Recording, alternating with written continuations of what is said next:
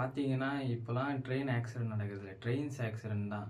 ஒரு ட்ரெயின் மேல இன்னொரு ட்ரெயின் மோதி அந்த மாரி கிராஷ் ஆகி பல பேர் இறக்குற மாரி தான் இப்போ ரீசென்ட்டா இப்போ கடைசியா பார்த்தீங்கன்னா, போன வருஷம் ஒடிசால ஒரு ஆக்சிடென்ட் ஆச்சு. 3 ட்ரெயின் மொத்தமா கிராஷ் ஆகி பல லட்சம் பேர் இறந்தாங்க. பலாயிரம் பேர் அடிபட்டுச்சு. அந்த மாரி இருந்துச்சு. இப்போ அதே மாரி ஒரு சம்பவம் வெஸ்ட் பெங்கால்ல நடந்திருக்கு. அதாவது கஞ்சன்ஜுங்கான்னு ஒரு எக்ஸ்பிரஸ் வந்து கிளம்பி ரங்கபாணி அப்படின்ற ஒரு இடத்துக்கு போகுது. இந்த இடம் எங்க இருக்குன்னு பார்த்தீங்கன்னா, வெஸ்ட் பெங்கால்ல டார்ஜிலிங் அந்த டிஸ்ட்ரிக்ட்ல ரங்கபாணின்னு அந்த ஒரு ஊர் பேர். வெல்கம் டு டாக் வித் இனி நம்ம என்ன பார்க்க போறோம்னா, வெஸ்ட் பெங்கால்ல நடந்த ட்ரெயின் ஆக்சிடென்ட்டை பற்றி தான் பார்க்க போகிறோம். இதே மாதிரி ஒடிசாவில் நடந்துச்சு. அதே மாதிரி இங்கே ரொம்ப இதுவாக நடந்திருக்கு.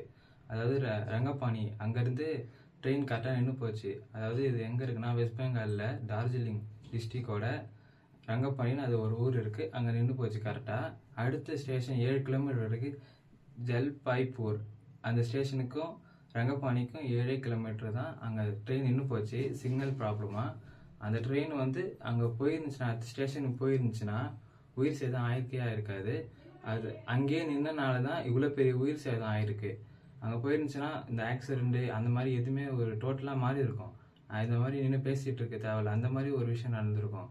ஆனால் அங்கே சிக்னலில் நின்று போச்சு. அது ஏன் நின்று இருக்குன்னு கேட்டால், ஃபர்ஸ்ட் இன்ஃபர்மேஷன் ரயில்வேலேருந்து என்ன சொல்கிறாங்கன்னா, அங்கே சிக்னல் சரியாக விழலை அந்த டிரைவர் சொல்லியிருக்காரு. அந்த இன்ஜின் அந்த ட்ரெயினோட பேசஞ்சர் ட்ரெயினோட டிரைவர் சொல்லியிருக்காரு. அதே மாதிரி பின்னாடி ஒரு சரக்கு ட்ரெயின் வந்திருக்கு, சரக்கு ரயில் வந்திருக்கு, அதுக்கு சிக்னல் கொடுத்துருக்காங்க. முன்னாடி ஒரு ட்ரெயின் நின்று இருக்கிறத அந்த ட்ரெயின் பார்க்கவே இல்லை.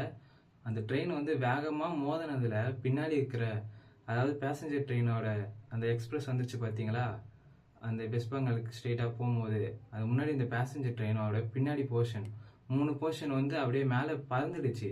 அந்த பின்னாடி வந்த சரக்கு ரயில் வந்து அடிச்சதில் சரக்கு ரயில் இங்கே இருக்குது, அந்த மேலே இருக்குது அந்த பேசஞ்சர் 3 போர்ஷன். அந்த 3 போர்ஷன் பரவாயில்ல, 3 போர்ஷன் தான், அது யாருக்கும் ஒன்றும் ஆகலை. அது ஒரே ஒரு நல்ல விஷயம் என்னன்னு பார்த்தீங்கன்னா, பின்னாடி இந்த 3 போர்ஷன்லேயும் பார்சல் இருந்திருக்கு. அது மட்டும் இல்லாமல் அங்கே யாருமே இல்லை. டிடிஆரோட கவுண்டர் அங்கே இருந்திருக்கு. அவர் பின்னாடி உட்காந்துட்டு இருக்க இடம் அங்கே இருந்துச்சு. அதனால அவரும் முன்னாடி இருந்திருக்காரு அந்த டைமு. இந்த 3 பார்சல் இருந்தது மட்டும் மேலே இருக்கு. இதில் உயிர் சேதம் ஏதாவது இருக்குன்னு கேட்டிங்கன்னா, உயிர் சேதம் இருக்குது. மொத்தம் 60 பேர் காயமாயிருக்காங்க.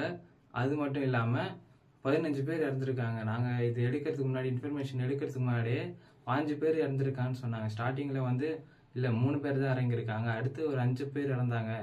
அடுத்து 10 பேர் இருந்தாங்க. இப்போ 5 பேர் இருக்குது. இப்போ நாங்கள் வீடியோ எடுக்கிற டைமு, போஸ்ட் பண்ணுற டைமில் கூட பல பேர் இறந்துருக்கலாம். அந்த எல்லாருக்கும் ரெஸ்ட் இன் பீஸ் அவங்க எல்லாருக்கும்.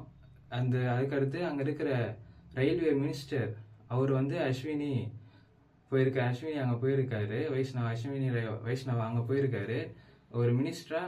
அவர் எப்போ ஒரு ரயில்வே ஆக்சிடென்ட் நடந்தாலும் அவரை பற்றி தான், நீங்கள் ராஜினாமா செஞ்சுட்டு வெளில போயிடுங்க, ஒரு பொலிட்டிக்கலாக தான். ஏன்னா ஒரு ஆப்போசிட் பார்ட்டி வந்து எப்பயுமே ஒரு ஆப்போசிட் பார்ட்டியை ஏதாச்சும் ஒரு தப்பு பண்ணாலும் அது நோட்டீஸ் பண்ணி அந்த தப்பை தான் பார்ப்பாங்கல்ல. அதே மாதிரி வந்து இந்த தடையும் பண்ணியிருக்காங்க. நீங்கள் ராஜினாமா வாங்கிட்டு போயிடுங்க, எதுக்கு, உங்களால் தான் ஆக்சிடென்ட் நடக்குதுன்னு அவர் இப்போ பேசிகிட்டு இருந்தாங்க. அதே மாதிரி பார்த்தீங்கன்னா, இவர் வந்து நான் ஒரு மினிஸ்டராக என்னால் என்ன முடியுமோ நான் பண்ணுறேன்னு அவர் ஸ்ட்ரெயிட்டாக அங்கேயே போயிட்டார். அதாவது அந்த ரங்கபாணி அந்த இடத்துக்கே போயிட்டார். அங்கே போனது அங்கே இருக்கிற மீட்பு பணியர்லாம் என்ன சொல்கிறாங்கன்னா, அங்கே மழை அடித்து வெளுத்துட்ருக்கு, இந்த மழையில தான் இந்த பிரச்சனையே நடந்திருக்குன்னு அங்கே இருக்கிறவங்க எல்லாருமே சொல்லிட்டு இருக்கு. அந்த மீட்பு பணியார் பேர் என்ன தெரியுமா? NDRF, SDRF. அவங்க தான் மினிஸ்டரோட சேர்ந்து ரொம்ப போராடிட்டு இருக்காங்க. இனிமேல் அங்கே உயிர் சேதம் ஆகக்கூடாதுன்னு. அங்கே இருக்கிற மழை அடித்து நவுத்துது. அதுக்கடுத்து இந்த ட்ரெயின் மேலே நிற்கிது. சரக்கு ட்ரெயின் மொத்தமாக அங்கே காலி ஆயிடுச்சு.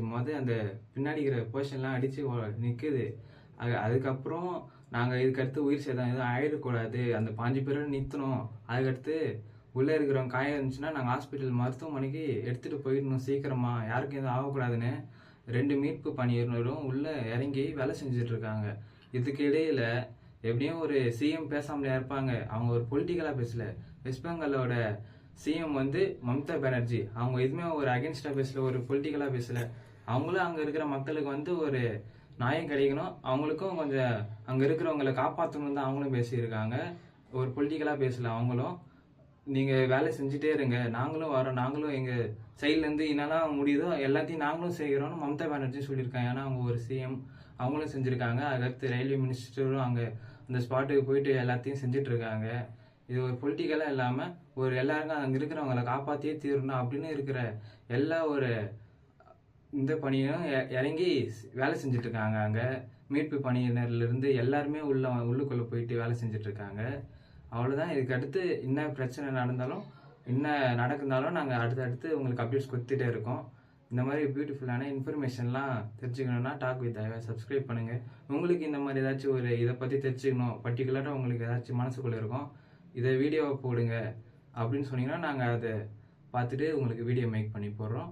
சப்ஸ்கிரைப் பண்ணி லைக் போட்டுக்கோங்க. இது உங்கள் ஃப்ரெண்ட்ஸ் ஷேர் பண்ணி விடுங்க.